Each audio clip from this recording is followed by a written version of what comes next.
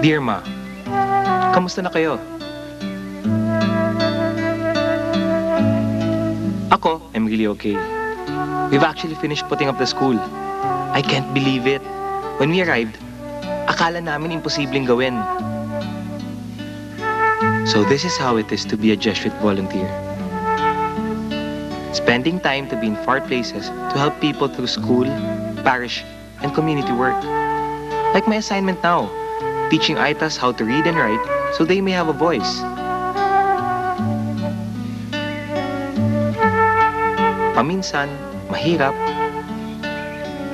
But our formation program has been a help. Remember Tim, Ma, our program director? Andito siya ngayon to see how things are.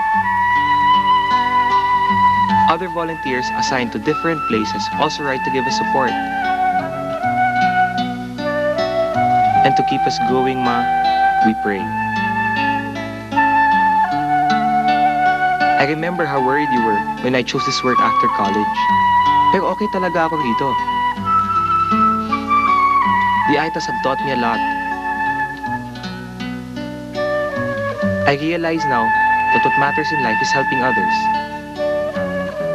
That I don't need much money to be happy.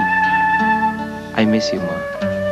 Ikaw, si Dad, si May, believe it or not, pati yung pangungulit ni Milo. Pero masayang-masaya ako rito. I think working here has been one of the best decisions I've ever made.